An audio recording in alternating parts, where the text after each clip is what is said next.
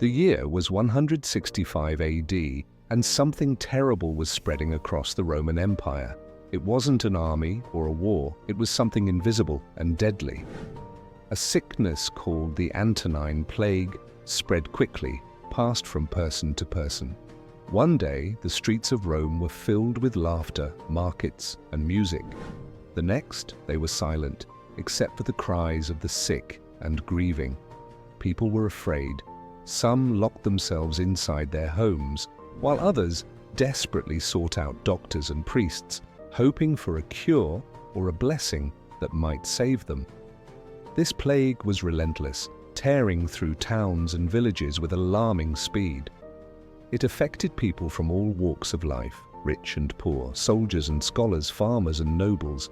Some who caught it experienced mild symptoms and survived, but many others were not so lucky. Fever, fatigue, coughing blood, and terrible skin sores left countless people suffering, and in many cases dead within days. In the middle of it all stood Marcus Aurelius, the Emperor of Rome. He wasn't just a ruler, he was a thinker. He believed in wisdom, in doing what was right, even when it was hard. His advisors begged him to leave, to escape to the countryside where he would be safe. But Marcus Aurelius refused. He knew a true leader does not abandon his people in tough times.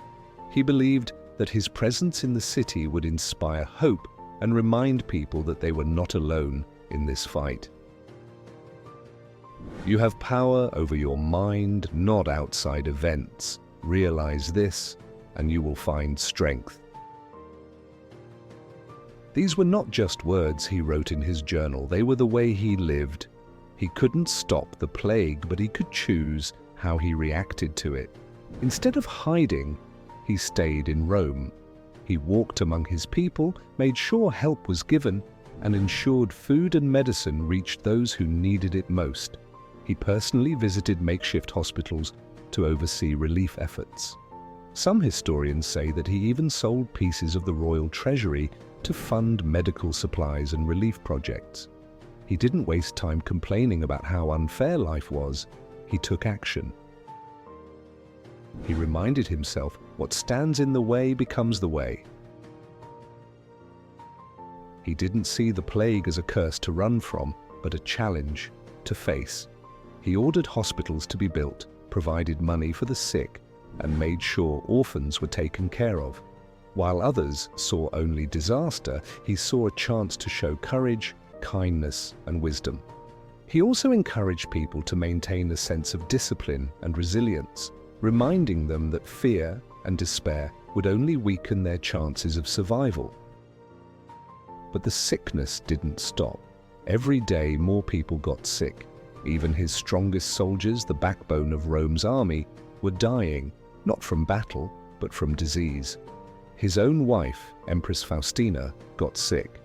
Some of his closest friends did too.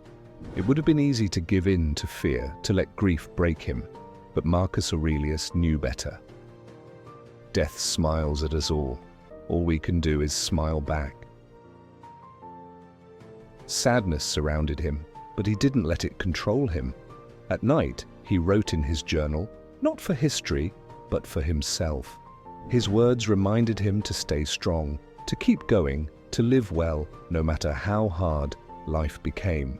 Some say that he even spoke with philosophers and scholars during this time, seeking wisdom and comfort from those who studied human nature and the mysteries of life and death. To make matters worse, the economy was collapsing. Businesses were shutting down, farmers couldn't tend their fields, and the military was struggling to maintain order. Marcus Aurelius took decisive action. He restructured finances, cancelled government debts, and even sold his personal belongings to fund relief efforts. He understood that in times of crisis, leaders must act not for themselves, but for the greater good.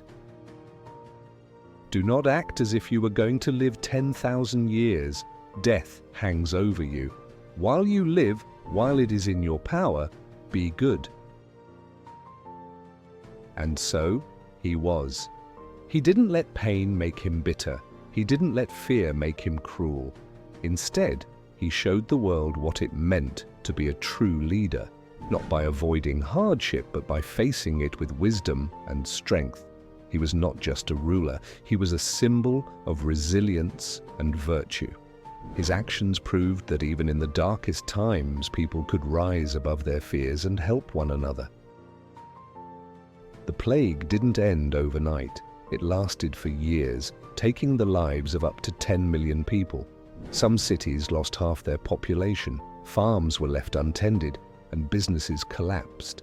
And yet Rome did not fall. It survived. And so did Marcus Aurelius. His greatest achievement wasn't winning battles or ruling an empire. It was proving that even in the darkest times, we can choose to be good, to be brave, to be wise. One evening, as the sun set over Rome, Marcus Aurelius stood on his balcony looking over his city.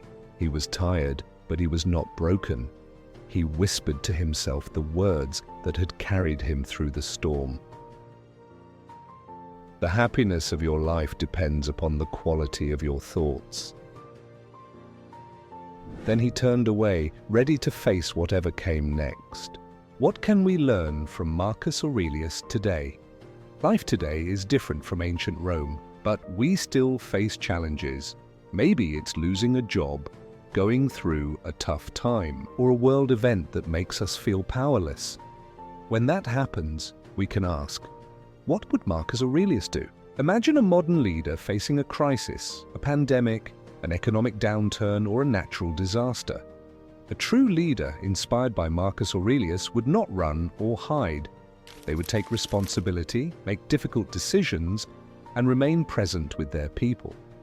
During the COVID-19 pandemic, for example, some leaders took swift action, ensuring hospitals had enough resources, supporting those who lost their jobs, and addressing mental health challenges. Others failed, delaying responses and spreading confusion. Leadership in crisis is not about making perfect choices. It's about taking responsibility, acting with wisdom, and staying resilient, just as Marcus Aurelius did. Even in personal struggles, we have choices. We can let challenges break us, or we can use them to grow wiser, stronger, and kinder. What stands in the way becomes the way. Imagine you suddenly lose your job. Fear and anger rush in. You start asking, why me? What will I do now? But instead of panicking, you remember Marcus's wisdom. You have power over your mind, not outside events. You can't change what happened, but you can control how you react. Instead of drowning in fear, you take action. You update your resume, reach out to contacts, and focus on what you can do. Or think about a time when a friend betrays you. The pain is overwhelming. You want to lash out to get revenge. But then you remember Marcus's teaching, while you live, while it is in your power, be good. You realize you don't have to let this pain turn you bitter. Instead, you choose to move forward with dignity, learning from the experience without letting it poison your heart. Even in the most difficult times, we have choices. We can let challenges break us, or we can use them to grow wiser, stronger, and kinder. What stands in the way becomes the way. So the next time life gets hard, take a deep breath, stand tall, and remember, the happiness of your life depends upon the quality of your thoughts. Pandemics through history, a reminder of resilience.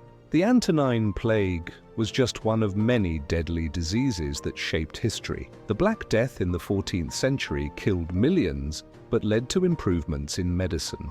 The Spanish flu of 1918 reshaped the world after World War I, reminding people of the importance of hygiene and vaccination. More recently, COVID-19 tested the strength of communities worldwide, proving the power of science, cooperation, and mental resilience. The Antonine Plague, much like COVID-19, spread quickly across borders, overwhelming doctors and governments.